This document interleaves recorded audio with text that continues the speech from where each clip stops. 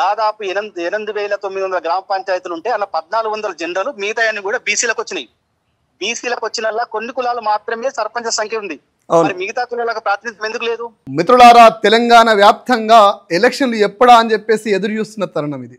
అటు నాయకులు ఇటు ఓటర్లు ఎదురు చూస్తున్న సందర్భంలో బీసీలకు 42% రిజర్వేషన్లకు సంబంధించిన జీవో ఇష్యూలో అసలు ఎలక్షన్లు అయితాయా, రిజర్వేషన్లు అయితే బయటకు వచ్చినాయి, ఏ ఊరికి ఏ రిజర్వేషన్ ఏదో తేలిపోయింది. కానీ ఎలక్షన్లు అయితాయా కావా, ఈ పంచాయతీ మాత్రం హైకోర్టులో ఏరింది.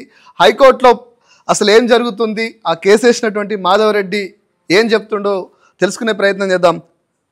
అన్న నమస్తే. నమస్కారం అన్న. మాధవన్న ఎలా ఉన్నారు? బాగున్నా. నరాలు తెగిపోయే టెన్షన్ ఇది. ఈ టైంలో మీరు కోర్టు పోవడం ఏంది, అసలు ఏంది కథ? ఇక్కడ ఏం లేదన్న, భారత రాజ్యాంగం ప్రకారం 50% రిజర్వేషన్ దాటొద్దు అనేది అందరూ తెలుసు, రాజకీయ పార్టీలకు తెలుసు, ఎవరైతే బీసీ సంఘాలు నడుతున్న నాయకులు వాళ్ళనే తెలుసు. కానీ ఈ రోజు ఒక రాజకీయ అవసరాల కోసము, పార్టీ అవసరాల కోసము ఇలా ప్రజల మధ్య పెట్టేటువంటి ప్రయత్నం చేస్తా ఉన్నారు. అటు కాంగ్రెస్ పార్టీ చేస్తా ఉంది, ఇటు బీసీ సంఘ నాయకులు చేస్తా ఉన్నారు. ఇలా ఏదైతే 42% రిజర్వేషన్ ప్రకటిస్తామని ఒక నోటిఫికేషన్ ఇచ్చారో దాని మీద సవాల్ చేస్తూ మేము ఈరోజు కోర్టుకు రావడం జరిగింది. గతంలో అనేక రాష్ట్రాల కోర్టులు కూడా 50% రిజర్వేషన్ అని స్పష్టంగా చెప్పింది. ఇదే రేవంత్ రెడ్డి కూడా చెప్పింది కదా గతంలో, రిజర్వేషన్ అడిగితే జైల్లో ఏమని. రేవంత్ రెడ్డి గారు చెప్పారు. 2018లో కేసీఆర్ గారు కూడా కోర్టు పోయినప్పుడు ఆ రోజు కూడా కోర్టు స్పష్టంగా చెప్పింది 50% రిజర్వేషన్లు దాటొద్దని. కాకపోతే ఇక్కడ ఒక వాదన, కాంగ్రెస్ ఒక వాదన చేస్తుంది ఏంటంటే, మేము జనాభా లెక్కలు చేసినాం, అందులో 62% ఉన్నారు కాబట్టి 42% రిజర్వేషన్లు ఇవ్వడానికి ఇబ్బంది ఏం లేదు. కానీ ఇది ఇందిరా సాహ్ని కమిషన్ ఇచ్చినప్పుడు టీ లెక్క స్పష్టంగా చెప్పారు, జనాభా లెక్కల ప్రకారం రిజర్వేషన్ ఇయ్యరు, ఇది ఆర్థిక అసమానతలు లేక సమాజ అసమానతలు ఉన్నప్పుడు మాత్రమే రిజర్వేషన్లు ఇస్తామని చెప్పారు. అంటే జనాభా ప్రతిపక్కన ఇక్కడ కూడా రిజర్వేషన్లు ఇవ్వరాదు అని కూడా స్పష్టంగా ఉంది. అయినా కూడా కొంతమంది యూట్యూబ్ ఛానల్ వాళ్ళు, కొంతమంది బీసీ సంఘాల నాయకులు ప్రజలను మభ్య పెడతా ఉన్నారు. నేనేమంటున్నా స్పష్టంగా, ఎట్లయితే విద్యా ఉద్యోగంలో ఏబీసీ వర్గీకరణ ఉందో అదే విధంగా రిజర్వేషన్ కూడా, బీసీ రిజర్వేషన్ కూడా ఏబీసీ వర్గీకరణ చేయాలి. చేసినప్పుడే కింది ఎంబీసీ కులాలకు న్యాయం జరుగుతుంది. రెండో విషయం ఏంటంటే, ఈ రిజర్వేషన్లు పొందిన వాళ్ళే వంతురు. ఇందిరా సాహ్ని కమిషన్ లో కూడా స్పష్టంగా చెప్పారు, ₹1,00,000 పైబడిన వాళ్లకు ఏదైతే నాన్ క్రిమినల్స్ ఉంటారో వాళ్ళకి ఇవ్వద్దు అని ఉంది. ఇలా మేము అది కూడా చెప్తున్నాం, ఆర్థికంగా ఉన్న వాళ్ళకి ఎందుకు రిజర్వేషన్లు, ఒకసారి రిజర్వేషన్ పొందిన వాళ్ళకి ఎందుకు రిజర్వేషన్లు, ఒకసారి రిజర్వేషన్ పొందితే ఆయన జనరల్ కావాలి, అప్పుడు ఆయన జనరల్ అయినప్పుడు ఆ కింది స్థాయిలోకి అవకాశం వస్తాయి.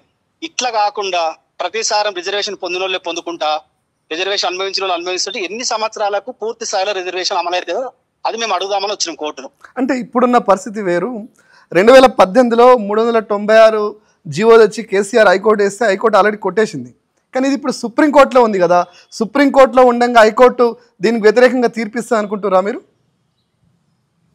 అదే 1990లో ఫస్ట్ బీసీలకు రిజర్వేషన్ వచ్చినప్పుడే స్పష్టంగా ఒక మాట చెప్పి బీసీలకు రిజర్వేషన్ ఇచ్చింది.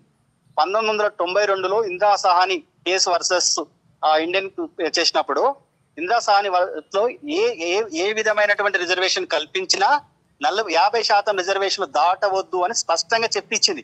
మీకు ఇచ్చేటప్పుడే జనాభా ఎంత పెరిగినా, ఎలాంటి ఇబ్బందులు వచ్చినా కూడా, ఎలాంటి పరిస్థితులు వచ్చినా కూడా ఇవ్వద్దు, 50% రిజర్వేషన్ దాటి ఇవ్వద్దని స్పష్టంగా చెప్పినాక కూడా ఈ రోజు మా జనాభా పెరిగింది కాబట్టి మాకు రిజర్వేషన్లు ఎక్కువ ఇవ్వాలి.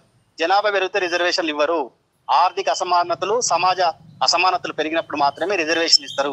రిజర్వేషన్ అనే ఉద్దేశం ఏంటంటే ఒక మనిషిని పైకి తేవడానికి తప్ప ఇట్లా ఒక కులంలో ఆర్థికంగా ఉన్న వాళ్ళకి రిజర్వేషన్లు ఇవ్వడం ఇక్కడ లేదు. అది ఎవరి వాటంతో వాళ్ళకని తీస్తే తప్పేముంది? అదే చెప్పింది ఇందిరా సాహ్ని కమిషన్ ఏం చెప్పారు, ఎవరి వాటా వాళ్ళకి కానీ అంటే జనాభా ప్రకారం వాటా రాదు, ఆర్థిక అసమానతల ప్రకారమే వాటా వస్తుంది. లేదంటే ఇలా చేయండి, లేకపోతే ఆర్థికంగా ఉన్న వాళ్ళు, ఆర్థికంగా లేని వాళ్ళు రిజర్వేషన్ ఆర్థికంగా లేని వాళ్ళు కలిపి అయిపోతుంది కదా. ఏ కులం ఆర్థికం అనేది ఇప్పుడు నేను ఇలా కోటీశ్వరుని ఉంటారు, రేపు అప్పులు అయి పాలై ఉంటాయి, అట్లా ఇట్లా మనం అప్పుడు రిజర్వేషన్ అప్లై అవుతుంది. నీకు నేను ఆ రోజు ఆ సంవత్సరం నువ్వు ఏ పరిస్థితులు ఉన్నావో ఎంతో అప్లై చేసుకుంటే నీకు అప్పుడు ఆర్థిక పరిస్థితులను బట్టి నీకు రిజర్వేషన్ ఇస్తాడు. సో మొత్తం మీద ఈ డీప్ డిస్కషన్ ఈ ఎలక్షన్ ముందు ఎందుకు పెట్టాల్సి వచ్చింది? ఎలక్షన్ల ముందే వాళ్ళు జీవో తీసుకొచ్చారు, ఎలక్షన్ల ముందే వాళ్ళు అదేంటి 42% రిజర్వేషన్ అన్నారు కాబట్టి డీప్ డిస్కషన్ పెట్టాం. అంటే ఇప్పటికైనా బీసీ సంఘాలు నడిపేటోళ్ళు, నాయకులు ఎవరైతే ఉంటారో వాళ్ళతో మేము చర్చలు చేయడానికి సిద్ధంగా ఉన్నాం, మాట్లాడడానికి సిద్ధంగా ఉన్నాం. వాళ్ళు బట్టగాల్చి ఏది ఓసీలు రెడ్లు కోర్టు పోయడానికి బట్టగాల్చి మీదేసే ప్రయత్నం చేస్తారు. కానీ ఏనాడైనా 1995లో స్థానిక సంస్థల రిజర్వేషన్లు వచ్చినాయి. వచ్చినాటి నుంచి ఇప్పటి వరకు ఏనాడైనా వర్గీకరణ చేసిరా? కేవలం ఈ రిజర్వేషన్లు 4 కులాల మాత్రమే అనుభవిస్తా ఉన్నాయి. మిగతా 120 కులాల పేర్లు చెప్పి 4 కులాల వాళ్ళు మాత్రమే రిజర్వేషన్ అనుభవిస్తారు.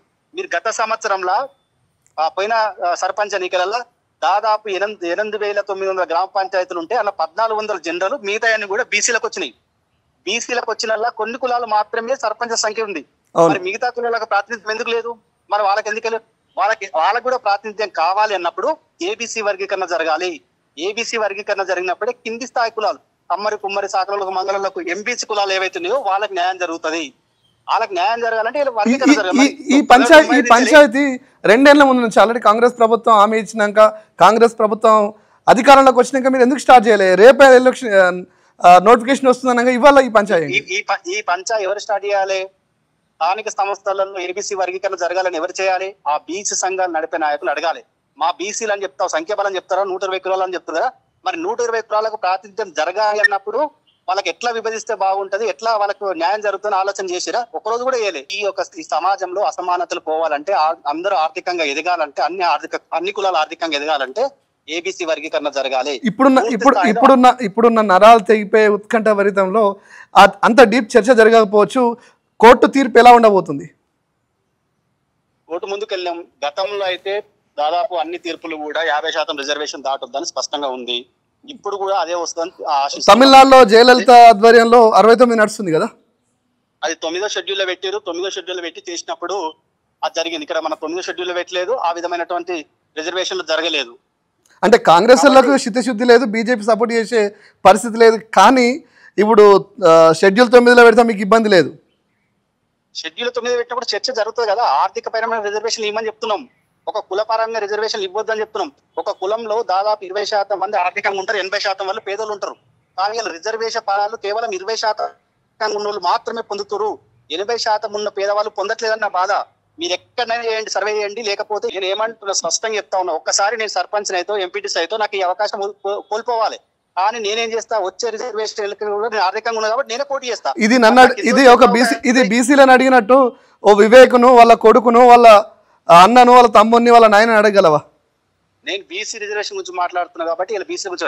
ఎస్సీలు కూడా అదే నష్టపోతా ఉన్నారు. ఎస్సీలలో కూడా క్రిమిలేర్ చేయాలి. 1990లో ఇందిరా సాహని కమిషన్ రిజర్వేషన్ ఇచ్చినప్పుడు స్పష్టంగా చెప్పింది, ₹1,00,000 ఆదాయం దాటిన వాళ్ళకు రిజర్వేషన్ ఇవ్వకూడదని చెప్పింది. కానీ ఇలా ఏం జరుగుతూ ఉంది అంటే ఇదంతా ఇది చాలా పెద్ద డిస్కషన్. ఇప్పుడు జడ్జిమెంట్ ఎట్లా ఉండబోతుంది? తెలంగాణ సమాజం మొత్తం హైకోర్టు వైపు చూస్తుంది. హౌస్ మోషన్ పిటిషన్ పొద్దున వేసినాము. ఇంతవరకు కూడా ప్రభుత్వం కావాలని నేను ఆపుతా ఉంది. ఎందుకంటే 4:30కు మరో నోటిఫికేషన్ రాబోతా ఉంది. కానీ ఆ నోటిఫికేషన్ వస్తే మేము ఎలక్షన్ నోటిఫికేషన్ ఇచ్చి తప్పించుకోవడానికి ప్రయత్నం చేస్తా ఉన్నారు. మేము ఖచ్చితంగా సుప్రీంకోర్టు ఈ చర్చ పెడతాము. ఇలా ఆర్థికపరమైన రిజర్వేషన్ రావాలి, ఏబీసీ వర్గీకరణ జరగాలి, క్రిమిలేర్ రావాలి. ఈ 3 జరిగితేనే అన్ని కులాలకు న్యాయం. దీని ద్వారా ఫైనల్ గా మీరు ఏం చెప్పాలనుకుంటారు? ఫైనల్ గా ఏమనుకుంటాం, ఆర్థికపరమైన రిజర్వేషన్లు ఇస్తే అందరికీ పంచుకుంటే దేశ అభివృద్ధి జరుగుతుంది. కానీ కులపరంగా, మతపరంగా రిజర్వేషన్లు ఇస్తే ఇంకా వెనకబడతాం తప్ప ముందుకు పోయే అవకాశం లేదు. రిజర్వేషన్లు కూడా రిజర్వేషన్ ఫలాలు పొందిన వాళ్ళే రిజర్వేషన్లు తీసుకుంటారు కాబట్టి దాన్ని క్రిమిలేర్ చేయాలని ప్రధానమైన డిమాండ్. ఇది పరిస్థితి. మిత్రులారా, మాధవరెడ్డి మాట్లాడిన దానిలో కూడా మనకు కొంత క్లారిటీ ఉంటుంది. చెప్పడానికి 100 కులాలు అంటారు, కానీ పదవులు అనుభవించేటోళ్ళు, మంత్రులు అయ్యేటోళ్ళు, ఎమ్మెల్యేలు అయ్యేటోళ్ళు, ఎంపీలు అయ్యేటోళ్ళు, ఎమ్మెల్సీలు అయ్యేటోళ్ళు ఆ కులంలో పెద్ద సామాజిక వర్గం ఉన్నవాళ్ళు, లేదంటే ఎక్కువ సంఖ్య ఉన్న వాళ్ళే. నిజంగా బీసీలో కూడా అణగారిన వర్గాలకు రాజ్యాధికారం అందలేదనేది సామాన్యవాదాన్నే. అది మాధవరెడ్డి నుంచి వినబడుతుంది. సరే, ఈ హైకోర్టు నుంచి ఏం జడ్జిమెంట్ వస్తుందో మరి కాసేపులో తెలుసుకునే ప్రయత్నం చేద్దాం.